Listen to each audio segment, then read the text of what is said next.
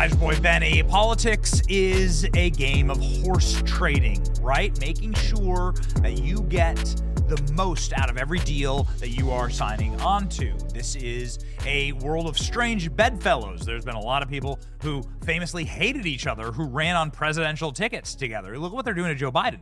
You can tell they always hated Joe Biden, but they used him. He was useful in the moment, and then as soon as he's not useful, chuck him out like last night's Taco Bell. And so this is something that has always been politics. Is you horse trade, right? You make sure that your enemy stays your enemy and isn't the one who gains power. And so this is the world that's aligning right now against the Democrat Party. There are so many people who do not want the continuation of the current administration, and Kamala Harris represents that inertly. Her name is on the ticket. Biden, Harris. She's there. So if you didn't like what happened the last 4 years, you're not going to like what Kamala has in store for you. Kamala is what we call her. However, polls, and you may argue with how these polls are being conducted, I certainly do, but polls show that Kamala Harris is doing better than Joe Biden. Now, Joe Biden was always like kind of neck and neck with Donald Trump in the polls. Donald Trump pulled away drastically after the debate. And this is now polls are showing that Kamala Harris, that effectively it's a tied race, right? Kamala Harris has a 1 point on Donald Trump, and 1 point in any poll is within the margin of error. So it's a 50-50 race. So all of these things, and you could argue that Kamala Harris is now a sinking stock, and she has actually deflated quite a bit, but all of these things add up to a very, very close electoral battle on Election Day. That's just sort of what we see. With Joe Biden, I think that Donald Trump could have won 40 states. He's that damaged of goods. But with Kamala Harris, you vector and factor in some differences. Typically, what you end up doing is just leaning on the Democrat get out the vote machines. And this, ladies and gentlemen, is where our top story of the day pops in. RFK, very famous name in the Democrat Party. The Kennedys, very famous people inside the Democrat Party. He's running for president as an independent, and he's on all 50 state ballots. This is, of course, very important. Ballot access is something that is expensive and something that takes a lot of time to get. And so RFK on that ballot access, proving that he, quite frankly, can swing the election right now. Kennedy is right here at 5%, polling at 5%.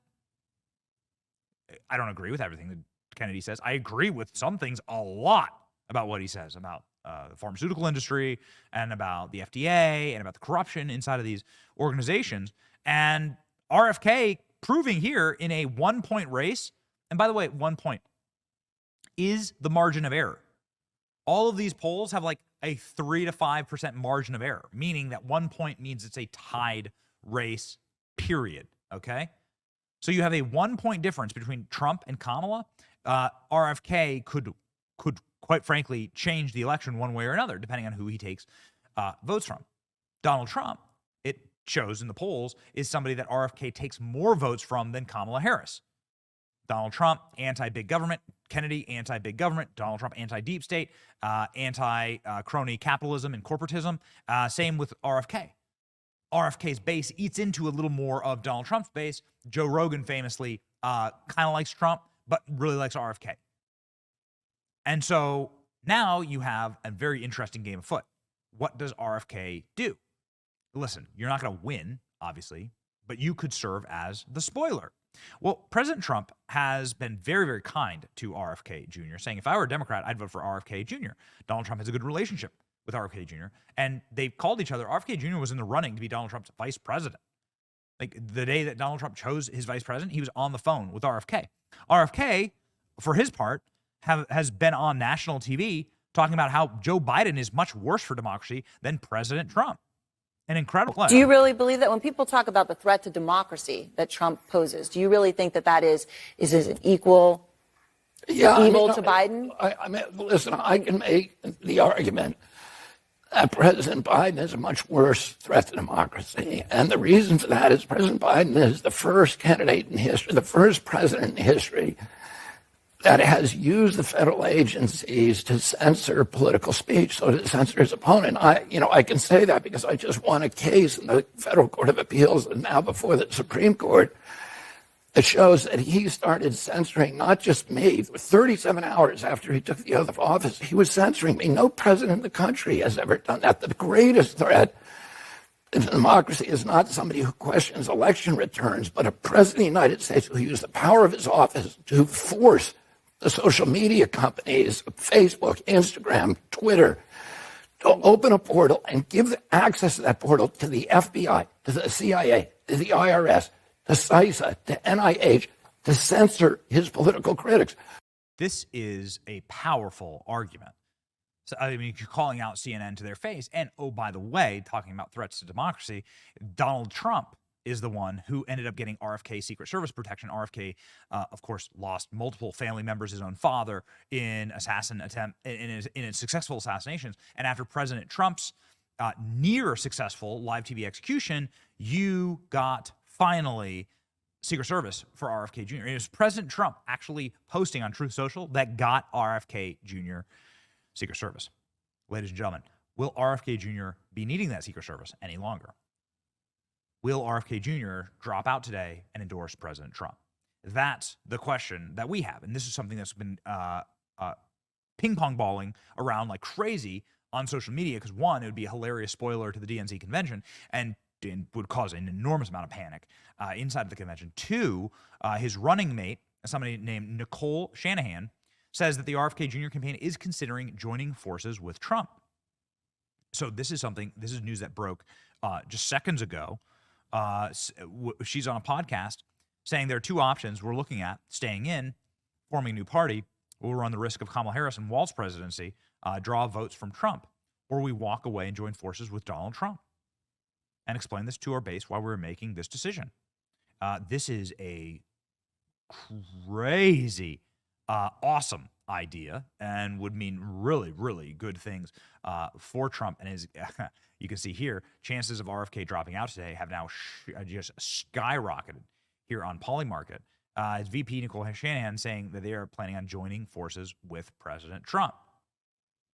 They can also shake up the two-party system if they get 5% of the vote. This would send shockwaves through the entire race and would tip everything in Donald Trump's favor. Here's the clip.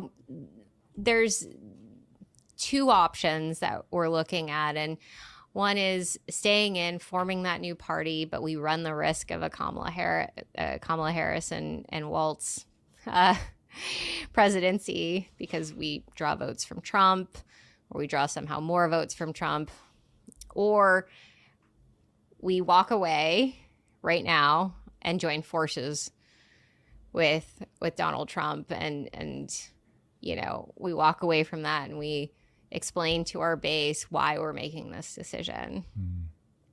Not easy.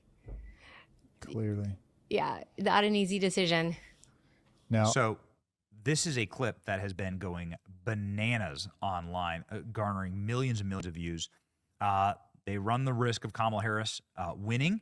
Kamala Harris hates, obviously, RFK and everything that he's doing inside of what she considers the Democrat base, and RFK's criticisms, obviously, of the administration. RFK Jr.'s campaign running mate says they're considering joining forces with Trump. This is a natural move, says Charlie Kirk. They both sworn enemies of the CIA, FBI, military machine. RFK can do a lot with the FDA and the CDC corruption. RFK served in a Trump administration. Stop. Put that thing down, flip it and reverse it. Record scratch. Yes. Did you know that? That RFK Jr. served under Donald Trump and did oversight for the FDA and did a bunch of, subpoenaed Dr. Fauci and all of this stuff.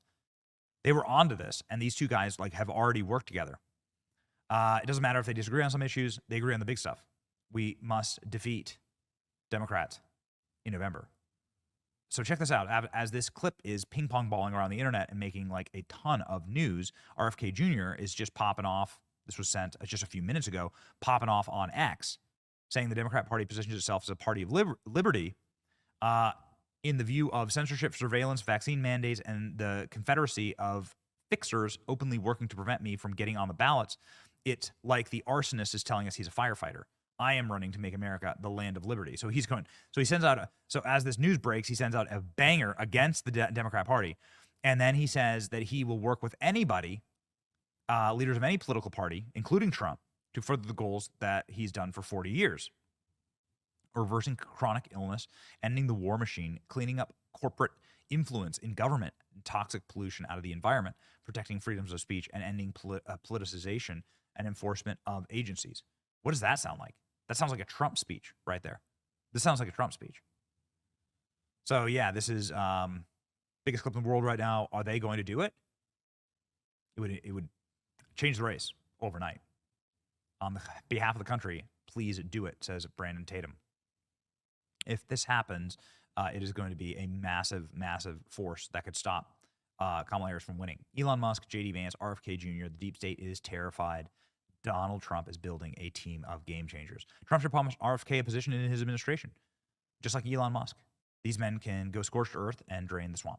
Yeah, Donald Trump promised Elon Musk a position inside of the admin, and I'm sure I'm sure he's already done the same thing with RFK, right? RFK Jr. has been on the record saying he doesn't want to be Trump's running mate. Now, obviously, that ship has sailed. RFK Jr. said that his marriage wouldn't survive if he was the running mate, but he's already worked inside of a administration for Donald Trump.